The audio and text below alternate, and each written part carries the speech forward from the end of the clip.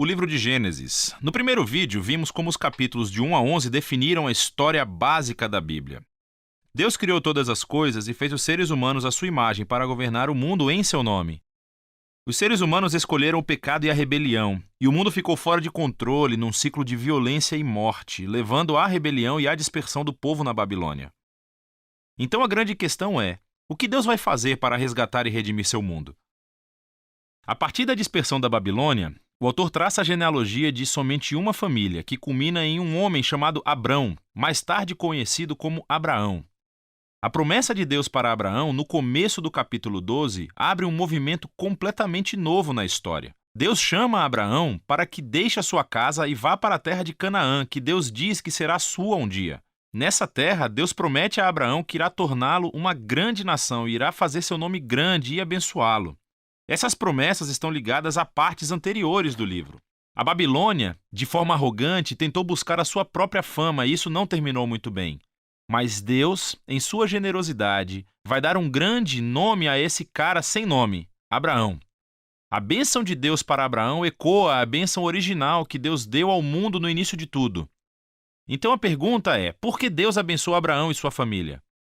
A última frase da promessa de Deus deixa isso claro: para que todas as famílias da terra encontrem a bênção de Deus por meio de você. Isso é um ponto-chave para entender todo o resto da história bíblica. O plano de Deus é salvar e abençoar o seu mundo rebelde por meio da família de Abraão. Por isso que todo o resto da história do Antigo Testamento se concentra somente nessa família, chamada o povo de Israel.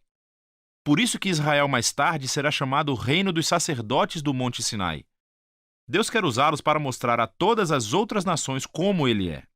No fim, essa é a promessa realçada pelos profetas bíblicos e poetas que aparecem mais tarde, que dizem que o seu cumprimento virá por meio do rei messiânico de Israel, cujo mandato trará justiça e paz a todas as nações. Mas nesse ponto da história, nada disso está claro. Você tem que continuar lendo e ver como a promessa se desenvolve. O resto do livro concentra-se em Abraão e sua família. Primeiro no próprio Abraão, depois no seu filho Isaque, depois no seu filho Jacó e finalmente nos 12 filhos de Jacó.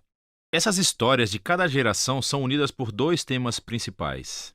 Primeiro, cada geração da família de Abraão é marcada pelos mesmos erros. Eles continuam fazendo péssimas decisões que destroem as suas vidas e arriscam a promessa de Deus.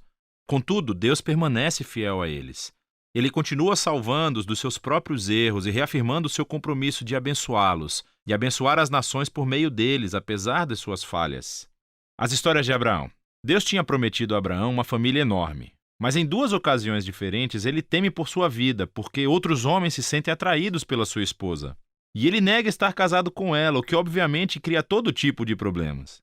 Não só isso, mas Abraão e sua esposa Sara não podem ter filhos. Então Sara planeja para que Abraão tome uma das suas servas, o que também cria todo tipo de problemas. Mas toda vez, Deus livra Abraão. Nos capítulos 15 e 17, Deus chega a formalizar sua promessa para Abraão com um compromisso oficial, chamado de aliança. Essa é uma cena clássica. Deus convida Abraão para olhar o céu estrelado de noite e contar as estrelas. Ele diz que a sua família será numerosa do mesmo jeito. Apesar das probabilidades, sem filhos e sem maneira de ter nenhum filho no momento, Abraão olha para o céu e simplesmente confia na promessa de Deus. Deus responde por meio de uma aliança com Abraão, prometendo que ele se tornará pai de várias nações, que a bênção de Deus virá para o mundo inteiro. Deus pede que Abraão marque a sua família com o sinal da aliança, a circuncisão de todos os meninos da família. Esse símbolo serve para que eles lembrem que a prosperidade da sua família é uma dádiva de Deus. Abraão termina por ter muitos filhos e morre em idade bem avançada. As histórias de Jacó abordam esses temas de forma ainda mais dramática. A partir do seu nascimento, Jacó faz jus ao seu nome, que significa enganador. Ele engana seu irmão Esaú, tomando a sua herança e a sua bênção. E ele faz isso enganando seu velho pai, que estava cego e simplesmente vai embora. Ele tem 4 esposas, mas ama somente uma, Raquel. E isso cria muitas rivalidades na família. A única coisa que o humilha é ser enganado por seu tio Labão, que toma anos de sua vida. O jogo finalmente virou. Um Jacó humilhado regressa à sua terra natal. Em uma história muito estranha, Jacó acaba lutando com Deus e exige que Deus o abençoe. Algumas coisas nunca mudam, não é? Contudo, Deus honra a sua determinação e passa a bênção de Abraão para Jacó. Deus muda o nome de Jacó para Israel, que significa aquele que luta com Deus. É nessa última parte do livro, da história dos filhos de Jacó, que todos os temas convergem num ponto comum. Jacó ama o seu penúltimo filho, José, mais do que qualquer outro, e lhe dá um casaco especial. Os 10 filhos mais velhos passam a odiar José.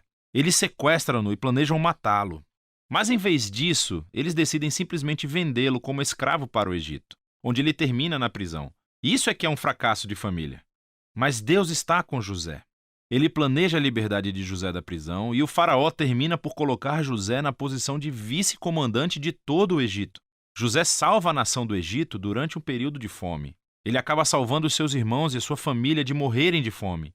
Mais uma vez podemos ver que a loucura e o pecado da família de Abraão encontram a fidelidade de Deus, que transforma a maldade dos irmãos em uma ocasião para salvar vidas. Isso é exatamente o que José diz perto do final do livro. Ele diz aos seus irmãos: "Vocês planejaram isso para o mal, mas Deus planejou para o bem, para salvar muitas vidas." Essas palavras são estrategicamente posicionadas no final do livro, porque resumem não apenas a história de José e dos seus irmãos, mas também o livro como um todo. De Gênesis 3 em diante, os humanos continuam agindo de maneira egoísta e fazendo o mal, mas esse Deus não vai abandonar o seu mundo e deixá-lo ser gerido por conta própria. Ele permanece fiel e determinado a abençoar as pessoas, apesar das suas falhas. Você pode ver isso especialmente na forma como aquela promessa misteriosa sobre o descendente da mulher se desenvolve durante o livro. Lembre-se de Gênesis 3.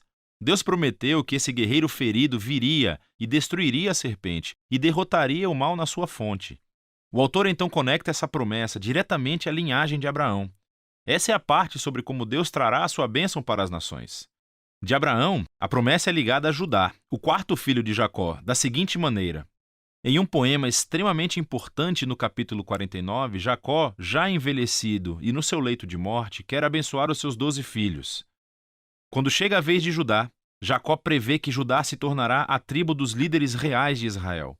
Um dia, um rei virá para comandar a obediência de todas as nações e cumprir a promessa de Deus de restaurar a bênção do jardim para todo o mundo. Depois disso, Jacó morre e depois José morre também. A família, ainda em expansão, permanece no Egito. O livro de Gênesis termina com todas essas esperanças e promessas futuras no ar, sem desenvolvê-las. Isso obriga você a virar a página para ver como tudo vai acabar.